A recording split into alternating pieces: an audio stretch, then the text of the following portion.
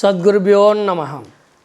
శ్రీ పూర్ణానందరహిత సద్గురు పుల్లారెడ్డార్య పాదారవిందామృత రసాయనం జనన మరణ భ్రాంతిరహిత పూర్ణబోధకం శ్రీ శ్రద్ధానందరహిత గోవిందయార్యం మద్గురు పరబ్రహ్మణే నమః. శ్రీ శ్రీ శ్రీ శ్రద్ధానందరహిత గోవిందయార్య సద్గురు బ్రహ్మరాజుల వారి పాదపద్మములకు నా ఒక్క ద్వాదశి శిరస్సాష్టాంగ నమస్సుమాంజలు. స్తోత్రియ బ్రహ్మనిష్టపరులారా, ఈ విధంగా ఉన్నది ఉన్నట్లు ప్రత్యక్ష ప్రమాణంగా గురుముఖంగా పరమార్థాన్ని తెలుసుకున్నప్పుడే మనము తరించుతాము. అట్లు కాక ప్రపంచంలో ఎలా ఉన్నారయ్యా జనం అంటే, నిజమును తెలుసుకోవడం కోసం మానవుడు ప్రయత్నం చేయడు. ఎప్పుడు చూసినా కానీ మంది మాటలు విని ప్రయాణమే చేస్తారే కానీ నిజాన్ని తెలుసుకుని, అంటే ఎవరు నిజం చెప్తున్నారు ఎవరు అబద్ధం చెప్తున్నారని ప్రజలకు మాత్రమేం తెలుసు? తెలియదా అంటే తెలుసు, కానీ ఆ తెలుసుకున్నదేదో విచారణ ద్వారా తెలుసుకోవాలి. ఎందుకంటే గురువు ముఖంగా విచారించినప్పుడు మనకు నిజం తెలుస్తుంది. కాబట్టి ఎలా ఉంది అని అంటే,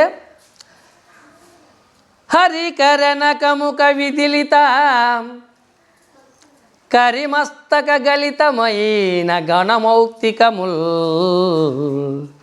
దొరికిన నెరుకలు గురిజలు ధరింతురట్టి రెంటి విలువ తామెరుగకనే. ఎట్లా ఉంది?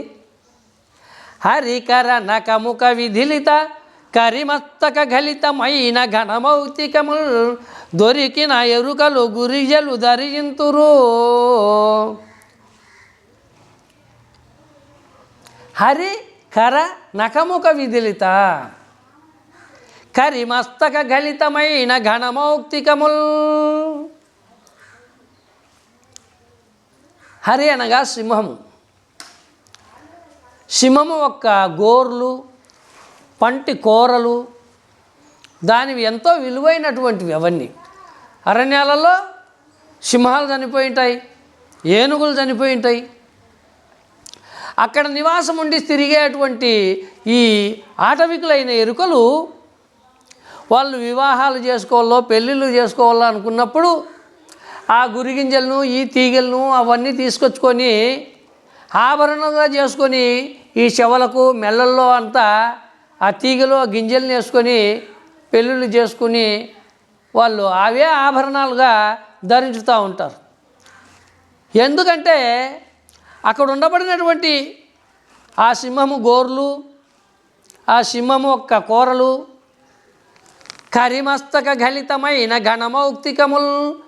కరి అనగా ఏనుగు. ఏనుగు ఒక్క కుంభస్థలంలో మౌక్తికము లాంటివి ఉంటాయన్నమాట. దాని దంతములు ఎంతో విలువైనటువంటివి.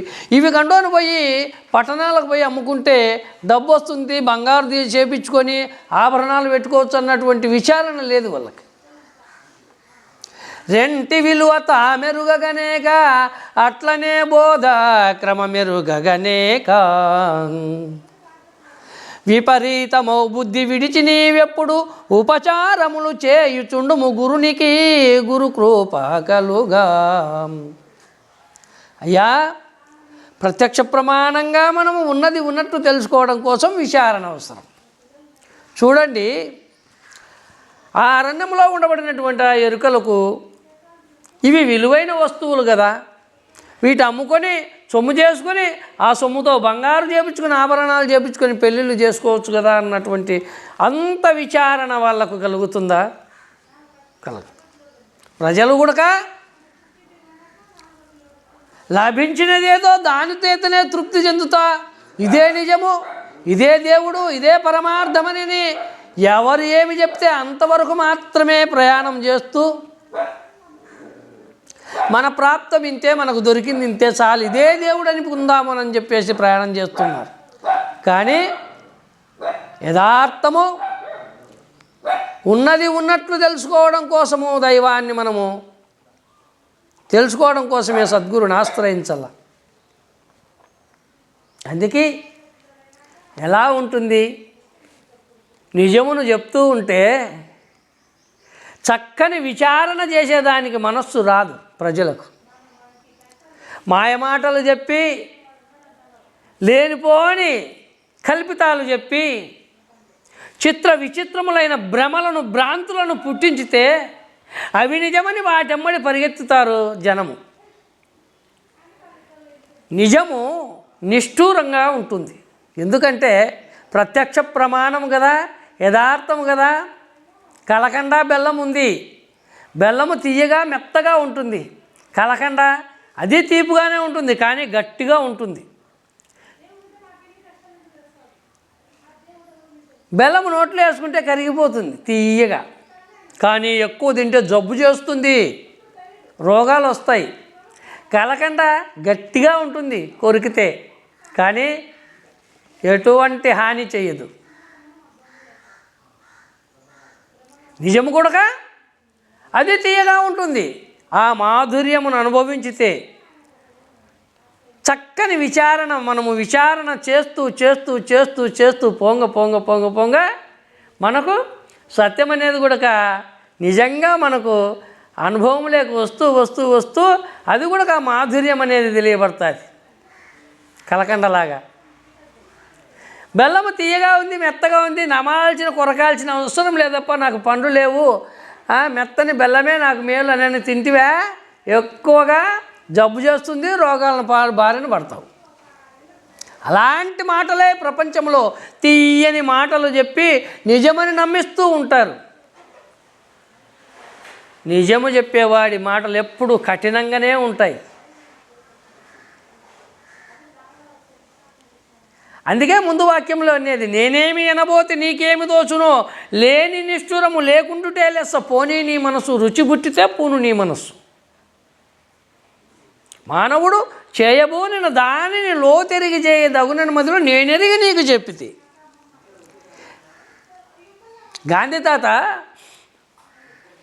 ఒక అమ్మ వచ్చి, తాత మా మనవడు బెల్లం తింటున్నాడు, తినద్దని చెప్పు తాత అంటే, వారం రోజుల తర్వాత రామ్మా అని చెప్పింది. వారం రోజులు పోయిన తర్వాత పోతే, బాబు ఇక నుంచి ఈ రోజు నుంచి నువ్వు బెల్లం తినొద్దురా అని చెప్పినాడంట. ఏమి తాత ఈ మాట చెప్పేకి వారం రోజులు టైం పట్టిందా అంటే, అమ్మా ఇది వరకు నేను శనగపప్పులు బెల్లము తినేది అలవాటు, వీడే తెచ్చిస్తూ ఉండే, అటువంటప్పుడు వాంతో నువ్వు బెల్లం తినొద్దురా అంటే, తిన్నాము నేనే తెచ్చిస్తా అంటే, నువ్వు తింటే నాకు చెప్తావేం తాత తినొద్దని అని చెప్పేసి వాడు అంటాడు. కాబట్టి నువ్వు చెప్పినప్పటి నుంచి నేను మానుకొని ఈ పొద్దు వానికి చెప్తున్నాను, నేనెరిగి నీకు చెప్పితే. చూడు, అలా ఉండాలి. కానీ లేకపోతే నేను తెలుసుకోకుండా నీకు చెప్పి నేను ఎట్లో పోతే అది నిజ నిర్ధారణ కాదు. అందుకనే నీకు చెప్తున్నాను ఆయన అంటున్నాడు ఇక్కడ గురువు. మానవుడు చేయబోనిన దానిని లోతెరిగి చేయదగునని మదిలో నేనెరిగి నీకు చెప్తే, పూనుము రుచి పుట్టదేని పోనీ నీ మనసు వదిలేసి, రుచి పుట్టితే పూను నీ మనసు. నేనేమి అనబోతే నీకేమి తోచునో, లేని నిష్ఠురము లేకుండుటే లెస్స, పోనీ నీ మనసు, రుచి పుట్టితే పూను నీ మనసు. గురుదేవుని వాక్యము సత్యము, నిజము, యథార్థము, ఈ మార్గము నిజమైన మార్గము, పరమార్థాన్ని తెలుసుకునేదానికి చక్కని సత్యాన్వేషణ మార్గం ఇది అని నీ మనస్సుకు నిజంగా తడితే, నీ బుద్ధికి నిజమనిపిస్తే, నీ యొక్క మనస్సుకు ఇది ప్రత్యక్ష అనుభవమైన అనిపిస్తే ప్రయాణం చెయ్యి, లేకుంటే వదిలేసేయి. ప్రజలు గ్రహించలేరు అంటున్నాడు. ఎందుకంటే ఇదిగో ఆ ఒక్క అరణ్యంలో ఉండబడినటువంటి ఎరుకలు ఆ ఒక్క వాటి విలువ తెలుసుకోలేక వాటిని వదిలేసి ఏ విధంగా ఈ గురుజలు ధరించుతారో అలాగనే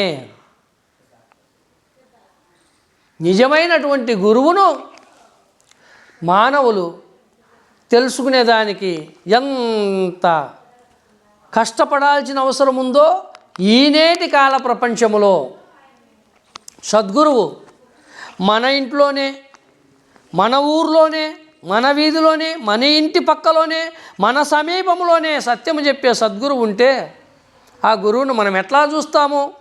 ఈ ప్రజలు ప్రపంచం అంటే మలయాద్రి చెంత చెంచుల కిల చందన భూరుహములే ఇందనమట. చూడండి ఎంత చక్కగా మనకు ఈ వాక్యంలో అర్థమవుతుందో.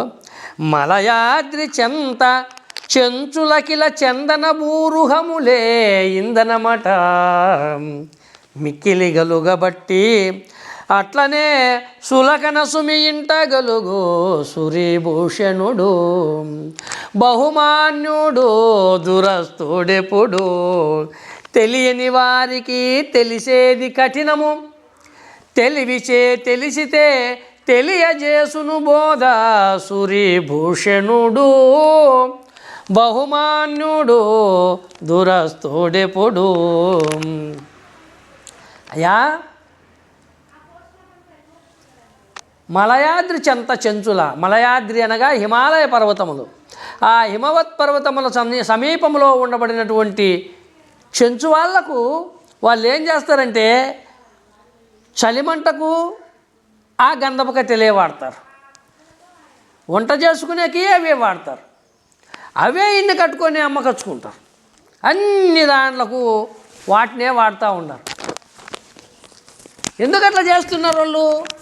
మనకు ఇక్కింత చిన్న ఆ సిరిగంధము ముక్క దొరికితే దేవుని మూల పెట్టుకొని మనం ఎంతో దాన్ని వాడుకుంటాం, పవిత్రంగా చూసుకుంటాం. మరి వాళ్ళెందుకు అంత విచ్చలవిడిగా వాడుతున్నారు?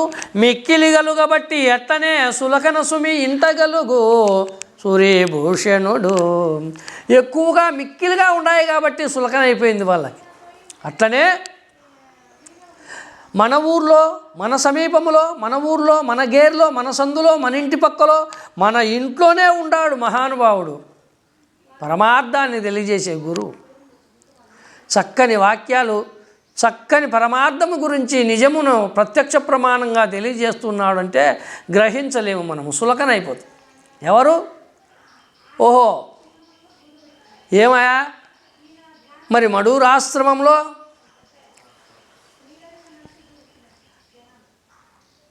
దయానంద గురుమూర్తి స్వామి అచల పరిపూర్ణ బోధ తెలియజేస్తున్నాడు. జనమంతా ఈ విధంగా వచ్చినారే అని అంటే ఎవరు? గురుమూర్తి స్వామి. మా గురుమూర్తి స్వామి మా ఊరే కదూ, మా ఆశ్రమే, మడూరు ఆశ్రమే, అచలాశ్రమము, మడూరు అచలాశ్రమం మా స్వామే కదూ. ఓ మాకు దిన్నమే చూసానులే, మా స్వామిని దినము చూస్తూనే ఉంటాం, మాట్లాడుతూ ఉంటాము, వస్తుంటాం. మేము పోయి రెండు చెప్పి కూర్చొని వస్తుంటాం. ఏం మేము దినం చూసానులే. ఎవరో అక్కడి నుంచి వస్తున్నారా, హైదరాబాదో, విశాఖపట్నమో, శ్రీకాకుళమో, బెంగళూరు, మెడ్రాసో, పెద్ద పెద్ద పట్టణాల నుంచి ఉపన్యాసకులు వస్తూ ఉండారు. పెద్ద పెద్ద స్టేజీలు కట్టి వేదికలు చెప్తూ ఉండారు. అంటే అబ్బా పోయొద్దాం, పండి చూసొద్దాం రా, పోవాల్సిందే. చాలా దూరం నుంచి వస్తున్నానంట. బహుమాన్యుడు దురస్తుడెప్పుడు. దూరం నుంచి వచ్చేవాళ్ళు గొప్పవాళ్ళు, దగ్గరుండి చెప్పేవాళ్ళు సులకన. అందుకే నిజమైనటువంటి పరమార్థాన్ని తెలుసుకునేదానికి ప్రయత్నం చేయాలి. ఎలా ఉన్నారు ఇంకా అంటే, ఈ ప్రపంచంలో తన ఒక్క నిజాన్ని, తన దగ్గరున్నటువంటి వాళ్ళ ఒక్క వాక్యాలను ఎవరూ వినలేరు. ఎందుకు? ఎట్లా ఉంటుందంటే, మనకు గురుదేవుడు అంటాడు, తన భార్య రూపురేఖలు, తన పుత్రుల సద్గుణములు, తన సంపదయున్, తన పెరిటి మందు చెట్టులు, తన గ్రామము సాధు జనులు తనకు మెప్పవునా. ఈ ఇలలో ఎంతటి వారికైనా వినలేదేని వహల్యను చూసి మోహించే ఘనవాహనుండు, చక్కని భార్య గలిగుండి తనకు మెప్పవునా. ఇలలో ఎంతటి వారికైనా తన భార్య రూపురేఖలు, తన పుత్రుల సద్గుణములు, తన సంపదయం, తన పెరిటి మందు చెట్టులు, తన గ్రామము సాధుజనులు తనకు మెప్పవునా?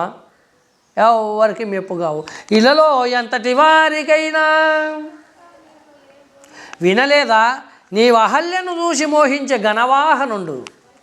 ఘనవాహనుడు అనగా గొప్ప దేవతలకు చక్రవర్తి రాజైనటువంటి వాడు, మహానుభావుడు దేవేంద్రుడు. అంతటి మణిమయోద్వయములైనటువంటి ఆ ఒక్క రత్నసింహాసనం మీద కూర్చోంటే అమ్మవారు శశిదేవి చక్కని లక్ష్మీ సరస్వతి పార్వతి తర్వాత అమ్మ దేవేంద్రుని భార్యే సౌందర్యవతి రూపవతి, అంతటి సుగుణవతి. అటువంటి ఆమె పక్కలో సింహాసనం మీద కూర్చోంటే ఆ ఒక్క రత్నసింహాసనానికి ఉండబడినటువంటి మాణిక్యముల ఒక్క కాంతికి ఆ తల్లి ముఖారం మీద ప్రకాశిస్తూ ఉండే అంతటి అందగత్తెను పక్కలో కూర్చోబెట్టుకొని కూడా ఆ దేవేంద్రుడు ఎక్కడో భూలోకములో నారచీరలు కట్టుకొని అరణ్యములో ఆ ముని పర్ణశాలలో ఉండబడినటువంటి ఆ గౌతముని భార్య మీద మనస్సు పెట్టి ఆ అమ్మను చూసినాడంట. వినలేదే నీ అహల్యను చూసి మోహించే ఘనవాహనుండు, చక్కని భార్య కలిగుండి తనకు మెప్పవునా? ఇలలో ఎంతటి వారికైనా. ఏమయ్యా రామయ్య, నీ కుమారులు చాలా బుద్ధివంతులప్ప, పర్వాలే, చాలా మంచి ప్రయోజకులు అంటే ఎక్కడ స్వామి? పెద్దోడు చెప్పిన మాట ఇండు, చిన్నోడు అసలు కొంపపాటునే ఉండడు. నడిపోని మాట ఏం చెప్పేది నేను. తన పుత్రుల సద్గుణములు, నా కుమారులు బుద్ధివంతులయా, మంచి ప్రయోజకులు, భగవంతుడు నాకు మంచి పిల్లలను ప్రసాదించినాడు. ఒప్పుకోడే తండ్రి తన పుత్రుల సద్గుణములు. తన సంపదయం, పర్వాలేదులేయా సుబ్బరాయుడు, బాగుండవు, భగవంతుడు బాగా ఇచ్చినట్టు యాడన్నా జరగడం లేదు. నాకేమయ్యా భగవంతుడు ఇచ్చినాడు, చల్లగా ఉండానాయన అనడే, ఒప్పుకోడే. తన పెరిటి మందు చెట్టులు, పూర్వానికి దగ్గు పడిచము జలుబు చేస్తే అదేదో కప్పరిలాకని 4 ఆకులు పిక్కొని అందులో ఉప్పురాళ్ళు పెట్టుకొని తింటే ఆ దగ్గు జలుబు పోయేది. ఇప్పుడు కానీ ఉన్నాయి కొంతమంది ఇళ్ళకాడ, మరి అవి తింటే ఈరోజు కూడా నయమవుతాయి, బాగా అవుతాయి, తగ్గిపోతాయి, ఆ జ్వరాలు ఆ రోగాలన్నీ పోతాయి. కానీ అవి తీసుకోడే, తన పెరిటిలోనే ఉంటాయి అవన్నీ. కానీ 1000-1500 పెట్టేసి ఆసుపత్రిలోకి పోతాడు. ఆ ఇంగ్లీష్ మందులు ఇంగ్లీష్ సూదులు వేసుకుంటేనే వీడికి బాగా అవుతుంది. తన పెరిటి మందు చెట్టులు, తన గ్రామము సాధుజనులు తనకు మెప్పవునా? మా స్వామే కదా తిన్నము చూచానులే మేము గురుమూర్తి స్వామిని. అక్కడ నుంచి మహానుభావులు వాళ్ళు వచ్చినారు, బాగా పెద్ద పెద్దోళ్ళు, చాలా దూరం నుంచి వచ్చినారు. వాళ్ళు హైదరాబాద్ నుంచి వచ్చినారు, విశాఖపట్నం నుంచి వచ్చిన శ్రీకాళహస్తి నుంచి వచ్చినారు, బెంగళూరు నుంచి వచ్చినారు, చెన్నై నుంచి వచ్చినారు, ఇంకా పెద్ద పెద్ద దూర దేశాల నుంచి వచ్చినారు. వాళ్ళు పెద్ద పెద్ద గురువులు, స్వాములు. తన గ్రామము సాధుజనులు తనకు మెప్పవునా? ఇలలో ఎంతటి వారికైనా. కాబట్టి వాళ్ళెంత ఇల్లెంత అని కాదు, ఉన్నది ఉన్నట్లు తెలుసుకోవడం కోసం మానవుడు ప్రయాణం చేయాలి. అందుకే విచారణ చక్కగా ఉండాలి అంటే సద్గురు సన్నిధానానికే చేరాల. సద్గురు సన్నిధానానికి చేరినప్పుడే మానవుడు సత్యాన్ని తెలుసుకుంటాడు, భ్రాంతిరహితుడైతాడు, భ్రమను తొలగించుకుంటాడు, బ్రహ్మమును దర్శించుకుంటాడు, తరించుతాడు. అట్లుగాక ఈ ప్రపంచంలో ఎన్ని విధాలుగా ప్రయాణం చేసినా పరమార్థమేమిటో ఎవరికి తెలియబడదు. ఎన్ని సాధనలు, ఎన్ని జపతప యజ్ఞ యాగాది నియమ నిష్ట క్రతు ఆచారాలు, అభిషేకాలు, అర్చనలు, ఆకుపూజలు, అనంతమైనటువంటి విపరీత ధ్యానములు, ఎన్ని సాధనలు చేసిన వారికైనా కూడా పరమార్థము తెలియబడదు.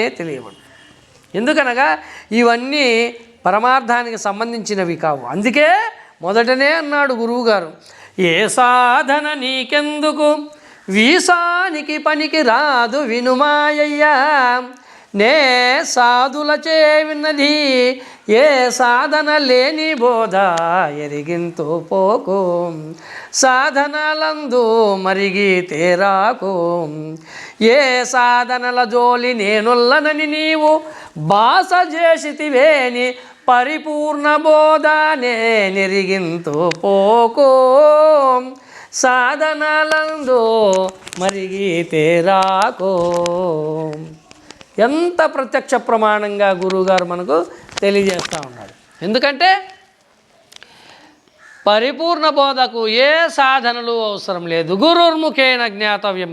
గురుముఖంగా కూర్చొని ఉన్నది ఉన్నట్లు గురుముఖంగా విచారణ చేసినప్పుడే మనకు ప్రత్యక్షము తెలియబడుతుంది. కానీ ఏ సాధనలు, ఏ జపతప యజ్ఞ యాగాదుల వలన, ఏ ఒక్క సాధనల వలన కూడా పరమార్థం ఇట్టిదని ఎంతటి వారికి తెలియబడదు.